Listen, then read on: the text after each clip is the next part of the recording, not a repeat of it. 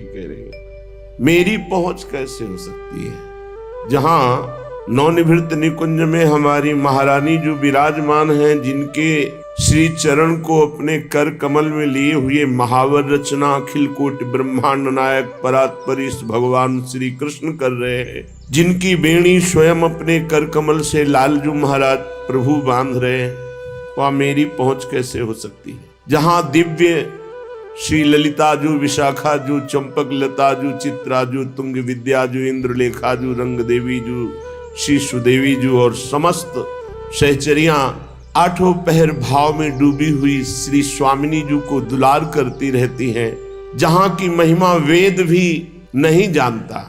अलक्षम राधाख्यम निखिल निगमयी रप्यतितराम रसाम्भोधे सारम किमपि सुकुमारम विजयते। वहां मुझ अधम की पहुंच कैसे हो सकती है। जिनके चरणों में महावर रचना स्वयं प्रभु करते हैं, जिनकी वेणी कर कमल से स्वयं प्रभु गूंथते हैं, अनंत महिमा युक्त समस्त सहचरियां आठों पहर जिन्हें दुलार करती रहती हैं, वेद भी जिनकी महिमा के रहस्य को नहीं जानता है, शिव शनकादि ब्रह्मादि विचार परायण रहते हैं स्वामिनी जी की महिमा में, जहां मन बुद्धि का प्रवेश ही नहीं है, ऐसे दुर्गम स्थान महारानी जी के श्री चरणों में हमारी कैसे रति हो, हमारी कैसे पहुंच हो। बस एक ही उपाय दिखाई देता है, एकमात्र किशोरी जी की कृपा से ही किशोरी जी के पास पहुंचा जा सकता है। लाडली जी से मिलने वाले हृदय की स्थिति अन्यत्र कहीं कोई अन्य आश्रय, अन्य भाव, अन्य चिंतन, अन्य रस, परमार्थिक सुवाता नहीं है। स्वार्थिक विषय भोगों की तो बात जाने दो, अन्य परमार्थिक नहीं सुहाता है। श्रीपाद प्रबोधानंद जी महाराज कह रहे हैं, प्यारी जू प्यारे जू की जिसके ऊपर कृपा होती है, वो न लोक रीति को, न वेद रीति को, न स्व प्रिय, न कोई अपना प्रिय है और न कोई पराया है, अर्थात किसी से कोई संबंध नहीं, बस रात दिन राधा राधा राधा और श्यामाजू की सेवा, श्यामाजू का चिंतन, श्यामाजू के लिए तन मन प्राण समर्पित, यही कृपा पात्र का लक्षण है। कृपा से ही ऐसा होता है, स्वयं कोई अहम से ऐसी साधना नहीं कर सकता। प्रिया प्रीतम के एकांतिक रस में प्रविष्ट होने के लिए जहां जहां हमारा राग है वहां से मन हटाकर अनुराग रूप प्रियालाल के चरणों में समर्पित कर दिया। जिसने अपने मन को प्रियालाल की कृपा बल से, गुरुदेव की कृपा बल से समेट कर प्रियालाल में लगा दिया, तो धन्य धन्य धन्य उसका भूत धन्य, उसका वर्तमान धन्य, उसका भविष्य धन्य। अब उसकी दशा बदल जाती है, जो सब जगह से मन हटाकर प्रियालाल के चरणों में अर्पित कर देता है। बोले वो श्यामा श्याम के प्रेम में पुलकित अश्रुधारा बहाता हुआ अपना समय व्यतीत करता है। ऐसे विचित्र प्रेम के विकारशील, वर्धनशील प्रतिक्षण प्रेम बढ़ रहा है, ये दिव्य है। ऐसे मैं कब वृंदावन वास करूंगा। कभी अपनी प्रियाजू को रिझाने के लिए नाच रहा हूं, प्रियाजू को रिझाने के लिए, किसी और के लिए देखना भी, मन से भी ये दृष्टि नहीं जानी चाहिए कि कोई और देख रहा है, सिर्फ अपने आराध्य देव के लिए। अपने प्यारे जू की चेष्टाएं देखकर कभी कभी ऐसी हास परिहास रसिका हमारी स्वामिनी है कि उपासक उन्मत्त होकर खूब हंसता है। बहुत विनोद होता है प्रिया प्रीतम सहचरियों में, ये एकांतिक रस है। अचानक ध्यान बदल जाता है, अरे इतना समय हुआ अभी प्रियालाल मिले नहीं, चिल्ला चिल्ला कर रोने लगता है। एकदम भाव समाधि लगी, सामने प्रियालाल गाने लगता है, नाचने लगता है। ऐसी प्रेम दशा, पुलकित शरीर, नेत्रों में अश्रु, हृदय में महान भाव, अपने प्रीतम श्री राधा मधुपति अर्थात श्यामा श्याम का ध्यान करते हुए रसोन्मत्त होकर मैं कब अखंड वृंदावन वास करूंगा। ये भक्ति अगर इसको ज्ञान और वैराग्य का सपोर्ट न मिले तो प्रेम लक्षणा भक्ति तक नहीं पहुंच सकती, जो साधारण भक्ति है। इसे ज्ञान और वैराग्य की अत्यंत आवश्यकता है। महामहिम श्री कृष्ण द्वैपायन भगवान व्यासदेव जी द्वारा रचित श्रीमद् भागवत का जहां तक वो चाहे रसास्वादन किया जाए। सच्चित आनंद स्वरूप भगवान श्री कृष्ण को हम नमस्कार करते हैं। जो भगवान श्री कृष्ण जगत की उत्पत्ति, इसका पालन और इसका विनाश उनके एक संकल्प से होता है। आध्यात्मिक आदि दैविक आदि भौतिक तीनों प्रकार के तापों का जो नाश करने वाले हैं, जो सृष्टि का सृजन करते हैं, ब्रह्मा रूप से हरि रूप से पालन करते हैं और भगवान रुद्र रूप से अपने में लय कर लेते हैं, ऐसे सच्चिदानंद स्वरूप भगवान श्री कृष्ण को हम बार बार नमस्कार करते हैं। और महामहिम परमहंस शिरोमणि श्री सुखदेव जी को नमस्कार करते। एक बार नैमिषारण्य में, बड़ा पावन क्षेत्र है नैमिषारण्य, बड़े भजन के परमाणु हैं। 88,000 ऋषि और श्री शौनक जी उनके मुखिया हैं। 88,000 ऋषियों में सब विराजमान हैं और मंचाधीन श्री सूत जी महाराज हैं। तो सूत जी महाराज को 88,000 ऋषि और उनके मुखिया शौनक जी प्रणाम करके नमस्कार करके बोले। शौनक जी ने कहा, सूत जी, आपके वचन जब निकलते हैं तो उनसे हमारे अज्ञान अंधकार का नाश होता है। हे सूत जी महाराज, आपके वचन करोड़ों करोड़ों सूर्यों के समान हैं, क्योंकि अज्ञान अंधकार का नाश कर रहे हैं। जब आप भगवान की चर्चा कहते हैं तो हमारे कानों में ऐसा लगता है अमृत रस, जो हम बड़ी बड़ी यज्ञ करके आनंद प्राप्त नहीं कर पाए, और आपके श्रीमुख से भगवत चर्चा सुनकर वो आनंद वर्तमान में मुझे प्राप्त हो रहा है। भक्ति, ज्ञान और वैराग्य से प्राप्त होने वाले महान विवेक की वृद्धि किस प्रकार से होती है, ये हम आपसे पूछते हैं। विवेक ये बहुत समर्थ परमार्थ का शुभट है। जिसके पास विवेक है वो माया को रौंद कर परास्त करके निश्चित परम पद को या ब्रह्मबोध तत्व ज्ञान जो चाहे वो प्राप्त करो। विवेक, ये वैष्णवजन भगवान की दुरंत माया मोह से अपना कैसे पीछा छुड़ाते हैं। ये घोर कलिकाल है, इसमें जीव की प्रायः स्वाभाविक आसुरी प्रवृत्ति होती, राक्षसी प्रवृत्ति। तो क्या उपाय है जिससे माया आसक्त जीव कलिकाल में दैवी संपदा से संपन्न बनकर के भगवत प्राप्ति कर ले? ऐसा कोई उपाय है आपकी दृष्टि में? सूत जी, आप हमें कोई ऐसा शाश्वत साधना बताइए जो सबसे अधिक कम समय में हमारा परम कल्याण कर दे, सबसे अधिक बलशाली और कम समय में हमारा कल्याण कर दे।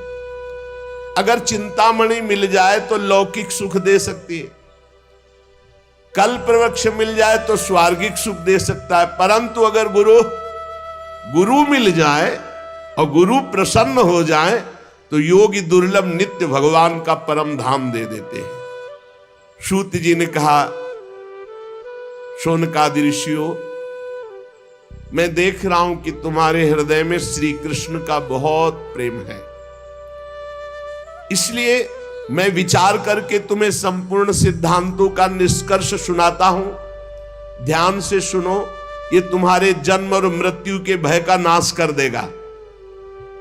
ध्यान से सुनो। जब जीव के हृदय में भक्ति जागृत होती है, ऐसी भक्ति जिसका प्रतिदिन प्रवाह बढ़े, वो प्रवाह जीव को भगवान श्री कृष्ण के समीप ले जाता है, भक्ति का प्रवाह। और उसके ऐसे आचरण बनने लगते हैं कि भगवान प्रसन्न हो जाते हैं। जहां भगवान प्रसन्न होते हैं, ये माया अपने आप हटने लगती है, फिर उसमें कोई बाधा नहीं पहुंचाती। मैं तुम्हें साधन बताता हूं भगवान श्री कृष्ण को प्रसन्न करने का। सावधान होकर सुनो। कलयुग में जीवों के काल रूपी सर्प के मुख का ग्रास होने के त्रास का आत्यंतिक नाश केवल भगवान की कथा से हो सकता है। अगर हमें नित्य सत्संग मिले, नित्य भगवत चर्चा मिले, तो हमारा भजन रोज बढ़ेगा, भजन में रुचि बढ़ेगी, हमारे असत आचरण छूटेंगे, हम निश्चित भगवत प्राप्त हो जाएंगे।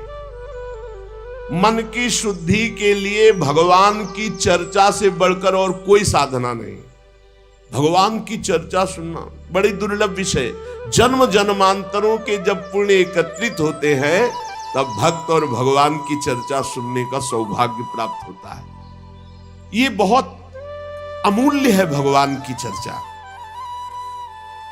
देखो, जब श्री सुखदेव जी महाराज राजा परीक्षित को कथा सुनाने के लिए उद्यत हुए तो देवता लोग अमृत का कलश लेकर के आए और कहा, महाराज, देवता अपना काम बनाने में बड़े कुशल होते हैं।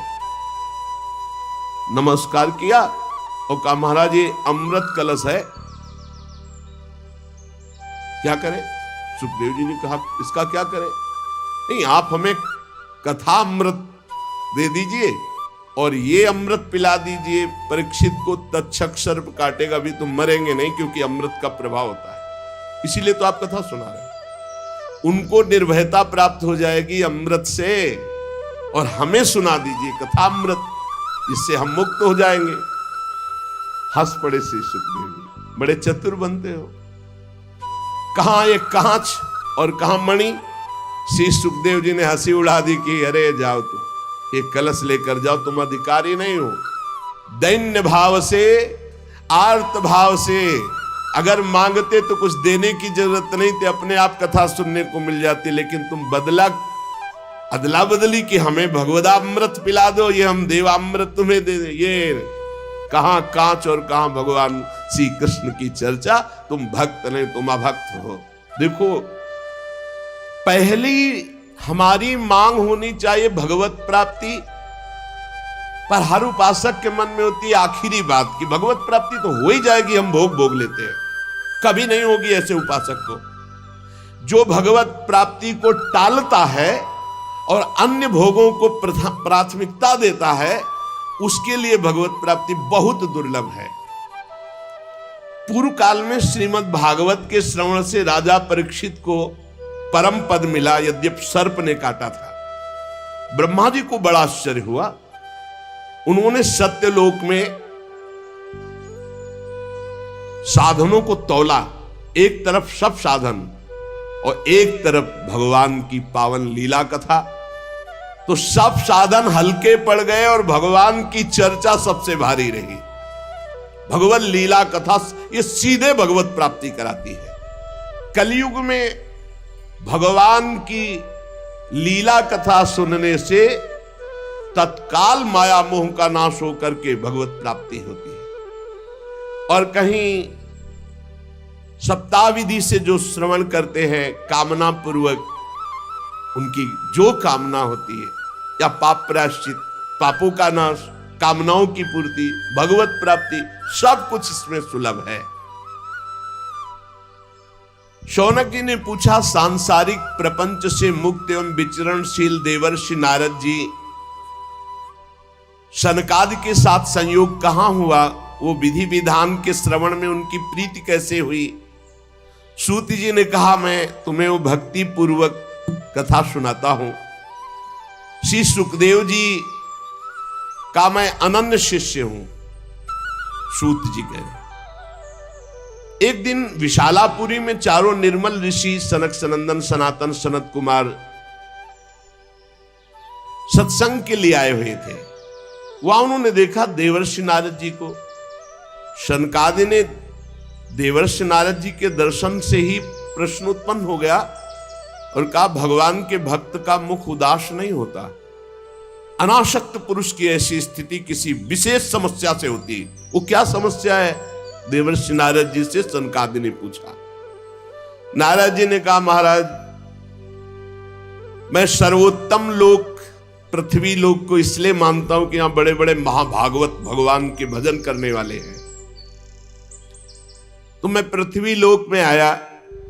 यहां पुष्कर, प्रयाग, काशी, गोदावरी अर्थात नासिक, हरिद्वार, कुरुक्षेत्र, श्रीरंग, सेतुबंध, कई तीर्थों में मैं विचरण करता रहा, लेकिन मुझे इन सब तीर्थों में जाने पर जो शांति चाहिए वो नहीं मिली।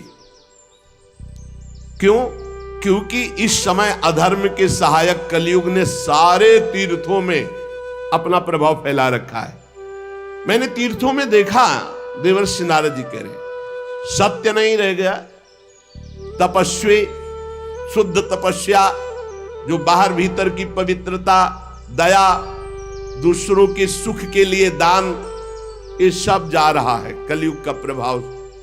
बेचारे जीव केवल कैसे पेट पालन हो, सब असत्यभाषी हो रहे हैं। देवर्षि नारद जी कह रहे कोई बिरला भगवान का आश्रित जो भगवत मार्ग में निरंतर चित्त को जोड़े हुए है, उसी के ऊपर कलयुग का प्रभाव नहीं। पैसा तय करके वेद का पाठ करना या शास्त्रों का श्रवण कराना, ऐसा निषेध ये कलयुग का प्रभाव है।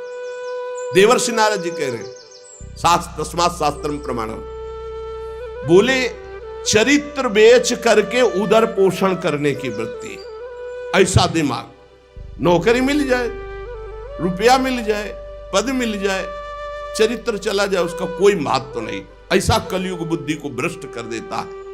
मैं ऐसे विचरण करते हुए भयानक कलयुग के दोषों को देखता हुआ परम पावन यमुना जी के पुलिन पर विराजमान जो श्री वृंदावन धाम है, जहां भगवान श्री कृष्ण की नित्य लीला हो चुकी है, हो रही है और होती रहेगी। मुनिवरों, मैंने एक बड़ा आश्चर्य देखा वृंदावन में। वहां एक बड़ी तेजोमयी दिव्य युवती खिन्न मन से बैठी है, उसके पास दो पुरुष वृद्धावस्था को प्राप्त अचेत पड़े हुए सांस ले रहे हैं। मैंने ये दूर से चरित्र देखा, कौतूहलवश पास गया। वो दिव्य तरुणी खड़ी हुई और प्रणाम करके व्याकुल होकर मुझसे कहने लगी, देवर्षि नारद जी, एक क्षण ठहर जाइए, मेरी चिंता को दूर कर दीजिए, क्योंकि आप जैसे संतों का दर्शन समस्त चिंता और पापों को नष्ट करने वाला होता है। नारद जी ने कहा कि देवी तुम कौन हो, बहुत तेजस्वी हो, और ये दोनों वृद्ध पुरुष कौन है तुम्हारे जो तुम इनकी सेवा कर रही हो, और बहुत सी कमल नैनी देवियां तुम्हें घेरे हुए हैं। तुम विस्तार से अपने दुख और अपना परिचय बताओ, दुख का कारण और परिचय। तो उस दिव्य युवती ने कहा, मेरा नाम भक्ति है, ये मेरे पुत्र हैं जो वृद्ध हो गए ज्ञान और वैराग्य। समय के प्रभाव से, कलयुग के प्रभाव से मेरे पुत्र वृद्ध हो गए ज्ञान और वैराग्य। ये जो मेरी सेवा में है, ये गंगा आदि दिव्य नदियां हैं। मैं समस्त देवियों से सेवित हूं, क्योंकि प्रेम लक्षणा भक्ति हूं। तपोधन, मैं अपनी कथा सुनाती हूं और सुनकर आप मुझे शांति प्रदान करें। मैं द्रविड़ देश में उत्पन्न हुई, कर्नाटक में बड़ी, कहीं कहीं महाराष्ट्र में सम्मानित हुई, गुजरात में मुझे थोड़ा बुढ़ापा जैसा लगा। घोर कलयुग के प्रभाव से पाखंडियों ने मुझ भक्ति को छीण कर दिया है।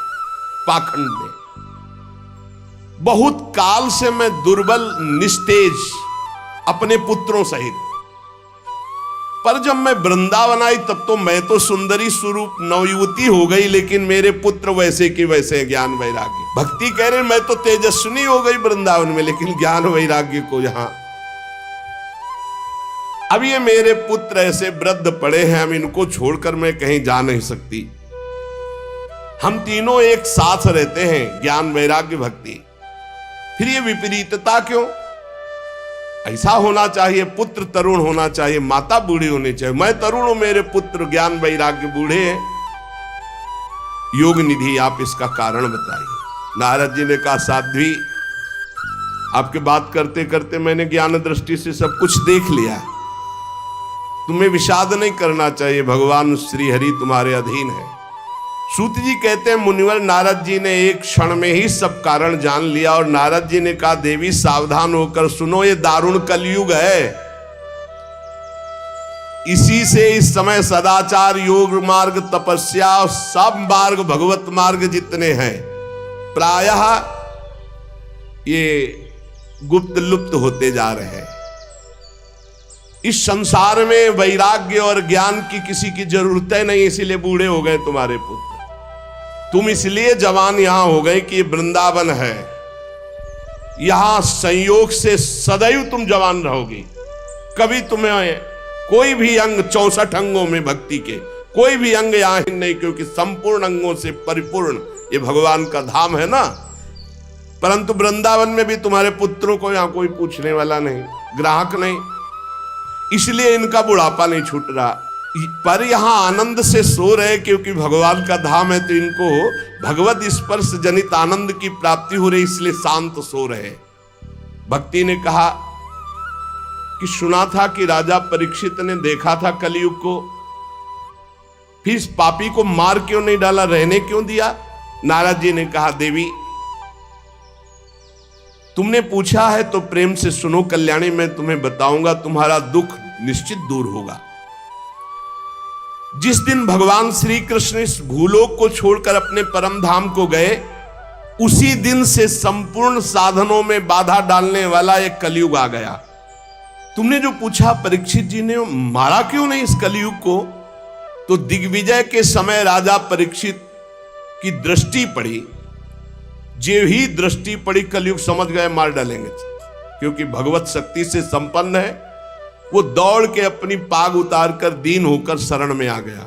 और ये नियम है कि जो चरणों में गिर पड़े, शरणागत हो जाए, चाहे प्राणों की बाजी लगानी पड़े, उसकी हानि नहीं होनी चाहिए। ये शरणागत का धर्म का नियम है। फिर देखा कि ये तो सब का सारग्राही है, इसलिए इसको नहीं मारा। पहले तो शरणागत हो गया, और दूसरी बात इसमें बड़ी जोर की एक बात देखी कि जो 10,000 वर्ष समाधि तपस्या योग यज्ञ आदि से वो यहां सहज में नाम जप से नाम कीर्तन से प्राप्त हो जाएगा। सूत जी कहते, सौनक जी जब देवर्षि नारद के वचन सुने, भक्ति को बड़ा आश्चर्य हुआ। फिर उसने जो कहा सुनो, भक्ति ने कहा, देवर्षि आप तो धन्य है, मेरा बड़ा सौभाग्य जो आपका समागम हुआ, क्योंकि भगवत प्रेमी महात्मा का दर्शन इस समस्त सिद्धियों को प्रदान करने वाला होता है। नारद जी ने कहा कि भक्ति तुम खेद में अपने को मत डालो, चिंता तो मत हो, भगवान श्री कृष्ण के चरण कमलों का चिंतन करो, भगवान की कृपा से सारे दुखों का नाश हो जाता है। अगर कभी भक्त उत्साह में आकर कह दे कि जा तुम्हारा परम कल्याण निश्चित है, नहीं तो मैं भगवान का दास नहीं, परम कल्याण निश्चित है, तुम बेपरवाह हो जाओ, कौन हो, कहां के हो, कैसे हो, इससे मतलब नहीं, अपनो परण विसार भगत को पूरो परण। देवर्षि नारद जी ने कहा, तदा न हम हरेर्दासो लोके त्वाम न प्रवर्तते, मैं भगवान का दास नहीं कहलाऊंगा अगर घर घर में तुम्हारी स्थापना न कर दे। नारद जी आप धन्य हैं, आपकी मुझ में निश्चल प्रीति है, मैं सदा आपके हृदय में वास करती हूं, मैं कभी आपको छोड़कर एक क्षण भी नहीं जा सकती। क्षण भर की वार्ता से मेरे सारे दुख दूर किए, पर मेरे पुत्रों में चेतना नहीं आई, अभी तो वृद्ध ही है। भक्ति के वचन सुनकर नारद जी को बड़ी करुणा आई और उन्होंने हाथ से ऐसे पकड़कर जगाने लगे कि भाई ज्ञान उठो, वैराग्य उठो। बहुत जोर लगाया लेकिन नहीं उठे। तब वेदांत सुनाया, वेदांत घोष, फिर गीता पाठ सुनाया, फिर वो कुछ जमाई लेते हुए उड़ा ऐसे, लेकिन जगे नहीं, न गीता पाठ से न वेदांत घोष से। उन्होंने सोचा क्या किया जाए, वेदांत से नहीं जग रहे, गीता से नहीं जग रहे, ज्ञान वैराग्य। भगवान का स्मरण करने लगे, हे भगवान मुझे उपाय बताओ ज्ञान वैराग्य को जगाने का। उसी समय आकाशवाणी हुई, हे नारद जी खेद मत करो, तुम्हारा उद्योग निसंदेह सफल होगा। देवर्षि तुम इनके लिए एक महान सत्कर्म करो, और वह सत्कर्म क्या है तुम्हें संत शिरोमणि बताएंगे। आकाशवाणी ने भी बात गुप्त ही कही, वो कौन सा साधन है, वो कौन से संत शिरोमणि है जो मुझे बताएंगे। शौनक जी तब ज्ञान वैराग्य दोनों को वहीं छोड़कर नारद मुनि वहां से चले और प्रत्येक तीर्थों में जा जाकर संतों से पूछते। बहुत पूछा लेकिन सबने कहा दुस्साध्य है। नारद जी बहुत चिंतातुर हुए और बदरी वन में आए। ज्ञान वैराग्य को जगाने के लिए निश्चय किया कि मैं यहाँ कठोर तपस्या करूंगा। इसी समय भगवान की प्रेरणा से करोड़ों सूर्यों के समान तेजस्वी सनक सनंदन सनातन सनत कुमार दिखाई दिए। नारद जी बहुत आनंदित हुए, परस्पर नमस्कार हुआ। नारद जी ने कहा, महात्माओं, आप मुझ पर कृपा करके शीघ्र वो साधना बतलाइए। सनक सनंदन सनातन सनत कुमार चारों ऋषियों में से बोले, देवर्षि आप चिंता मत करो, पहले तो प्रसन्न हो जाओ। उनके उद्धार का एक सरल उपाय पहले से विद्यमान है। जब संपूर्ण भागवत की चर्चा ज्ञान और वैराग्य भक्ति को सुनाई जाए तो तत्काल इनको बल मिलेगा, इनका कष्ट चला जाएगा और ये आनंद से उन्मत्त होकर नृत्य करेंगे। नारद जी, अब मैं भक्ति ज्ञान और वैराग्य को स्थापित करने के लिए प्रयत्न करूंगा। परमहंस शिरोमणि श्री सुखदेव जी के कहे हुए भागवत शास्त्र की कथा द्वारा उज्जवल ज्ञान यज्ञ करूंगा। यह यज्ञ मुझे कहां करना चाहिए, आप इसके लिए कोई स्थान बतला दीजिए। आप लोग वेद के पारगामी विद्वान हैं, इसलिए मैं सुख शास्त्र की महिमा सुनना चाहता हूं। इसकी विधि क्या है, कितने दिनों में सुने, कृपा करके बताइए। इस समय हरिद्वार के पास आनंद नामक एक घाट है। हमें लगता है वहीं इस ज्ञान यज्ञ का आरंभ किया जाए, आनंद घाट में। नारद जी के साथ सनकादि तुरंत वहां से पहले कथा स्थान आनंद घाट गंगा जी के तट पर गए। सिद्धों ने बात फैला दी, भगवान की अमोघ चर्चा होने वाली है हरिद्वार में आनंद घाट पर और बड़े महापुरुषों के द्वारा, इसलिए सब कथा का आनंद लें।